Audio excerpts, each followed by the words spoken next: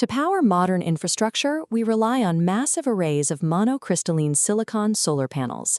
But as global electricity demand surges to support mass electrification and the exponential growth of artificial intelligence, our primary tool for generating clean energy has hit a wall.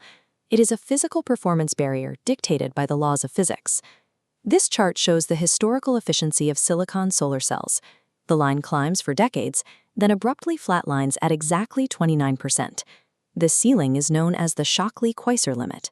The Shockley-Queisser limit is the absolute maximum theoretical efficiency for a single-junction solar cell to convert sunlight into electricity. This limit exists because silicon acts like a net with only one hole size. It is tuned to catch medium-energy light, but it lets low-energy infrared light pass right through, and it wastes high-energy blue light as excess heat. Because this is a hard physical limit, incremental engineering tweaks to silicon are useless. Surviving the energy crisis requires a radically new architecture. Bypassing that physical ceiling requires a material called perovskite. Perovskite is a tunable crystal structure that absorbs the high-energy blue light that traditional silicon wastes. Historically, perovskite had a severe vulnerability. The crystals grew in chaotic tangles, making them highly sensitive to moisture and heat, which caused them to degrade almost immediately outside of a laboratory. Instead of trying to replace silicon, researchers developed a stacked approach called tandem architecture. They placed a thin, tinted layer of perovskite directly on top of a standard silicon base. This creates a relay race for light. The perovskite top layer captures high-energy blue light, while acting as a transparent window that allows the remaining lower-energy infrared light to pass through to the silicon floor.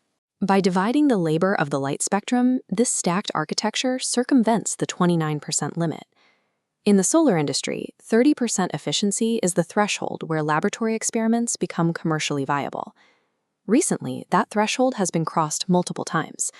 European lab 3Sun achieved 30.8% efficiency, and Northwestern Polytechnical University developed a tandem device reaching 31.13%. But building a perfect sample in a lab is easier than mass-producing large panels.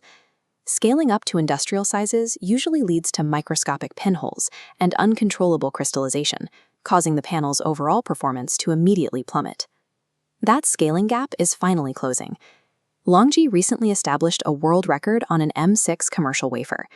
An M6 wafer is a standard 166mm format used in massive solar panel manufacturing plants. Achieving these numbers on commercial wafers proves tandem technology is factory-ready and destined to replace standard silicon panels worldwide. High efficiency is only half the battle.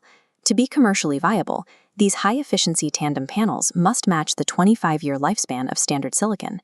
To solve perovskite's degradation flaw, engineers developed guided growth. Using two-dimensional seeding agents, they force crystals to grow in straight, vertical lines, creating an organized lattice. This vertical alignment eliminates microscopic defects, completely blocking moisture and dropping annual degradation under 1%. Manufacturers also developed a breakthrough process known as ultra-low temperature metallization. Metallization is the industrial process of applying metal contacts to a solar cell to extract electricity. Doing this at low temperatures allows these sensitive layers to be manufactured in open-air factories without destroying the silicon base. Solving these specific chemical and manufacturing hurdles is the catalyst that turns a fragile lab crystal into a deployable, grid-scale weapon.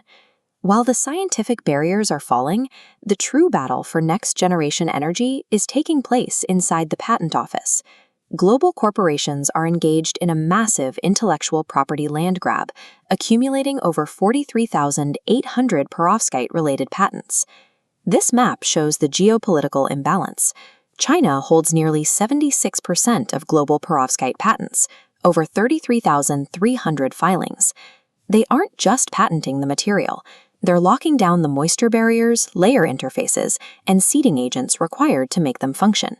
By hoarding patents for these microscopic connective tissues, a select few corporations can dictate manufacturing capabilities and cost structures for the entire global energy market. Tandem architecture generates 40% more power in the exact same physical footprint. This massive increase in power density solves the land use bottleneck required to power massive AI infrastructure and data centers. For 40 years, the solar industry was a commodity race won by cheap labor and scale. Today, it is an exclusive, high-tech innovation race. The entities that hold the legal blueprints for these microscopic tandem layers will essentially hold a monopoly on the 21st century's most vital resource.